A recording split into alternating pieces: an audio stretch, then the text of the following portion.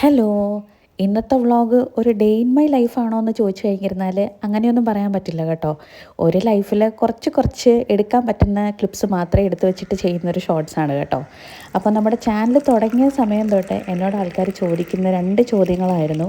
ഒന്ന്, ചാനൽ മോണിറ്റൈസ്ഡായി തുടങ്ങിയോ എന്നുള്ളതും, രണ്ടാമത്തെ ചോദ്യം ആൾക്കാർ തിരിച്ചറിഞ്ഞ് തുടങ്ങിയിട്ടുണ്ടോ എന്നുള്ളതുമായിരുന്നു കേട്ടോ.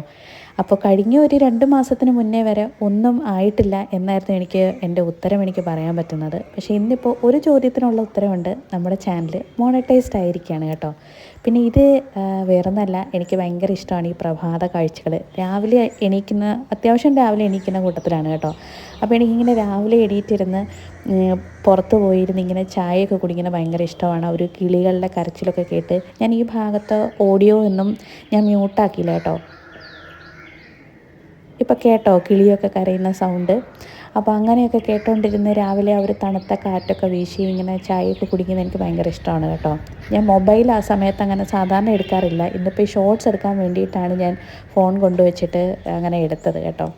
കാരണം ഫോണൊക്കെ മാറ്റി വെച്ചിട്ട് കുറച്ച് സമയം നേച്ചറുമായിട്ട് സ്പെൻഡ് ചെയ്യുമ്പോഴുണ്ടല്ലോ നമ്മുടെ മൈൻഡ് ഭയങ്കരമായിട്ടൊന്ന് റീജുവനേറ്റ് ചെയ്യും കേട്ടോ.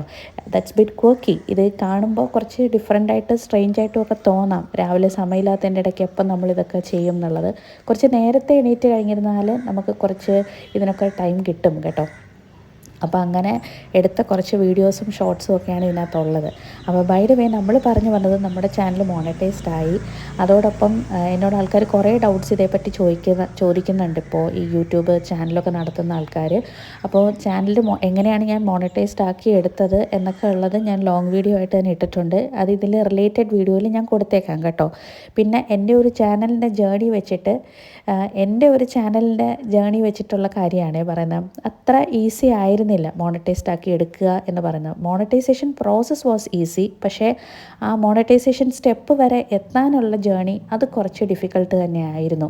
കൺസിസ്റ്റൻ്റായിട്ട് ഡിഫറെൻ്റായിട്ട് നമ്മളൊരു ക്രൈറ്റീരിയ ഫോക്കസ് ചെയ്യുകയും വേണം, എന്നാൽ ഡിഫറെൻ്റായിട്ട് അതിനെ പ്രസൻറ്റ് ചെയ്യുകയും വേണം.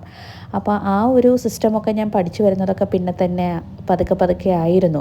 അതേപോലെ ഹാഷ്ടാഗ്, കീവേഡ്സ്, ഇങ്ങനെയൊക്കെയുള്ള കാര്യങ്ങളൊക്കെ അപ്ലൈ ചെയ്ത് തുടങ്ങിയതും CTR എന്താണ്, ഇങ്ങനെയുള്ള കാര്യങ്ങളൊക്കെ ഞാൻ തിരിച്ചറിഞ്ഞത് വളരെ പതുക്കെയായിരുന്നു. പിന്നെ എൻ്റെ ചാനൽ കൂടുതലും ടീച്ചിങ് റിലേറ്റഡ് ആയിട്ടുള്ള വീഡിയോസാണ്. അപ്പോൾ അതുകൊണ്ട് ആ ഒരു കാറ്റഗറിയിലുള്ള ആൾക്കാരാണ് കൂടുതലും കാണാറുള്ളത്. ലൈഫ് സ്റ്റൈൽ വ്ളോഗ്സ് അല്ലാത്തത് കൊണ്ട് എനിക്ക് അങ്ങനെ പെട്ടെന്നൊരു സഡൻ ഗ്രോത്ത് ആയിരുന്നില്ല കേട്ടോ. പിന്നെ എല്ലാത്തിലും ഉപരി നമ്മുടെ ഒരു ഡെഡിക്കേഷൻ, അതൊരു വലിയ ഇമ്പോർട്ടൻ്റ് ആയിട്ടുള്ളൊരു സംഗതിയാണ്. പിന്നെ ജെനുവിനായിട്ട് പ്രസൻറ്റ് ചെയ്യാൻ നോക്കുക. ഓക്കെ.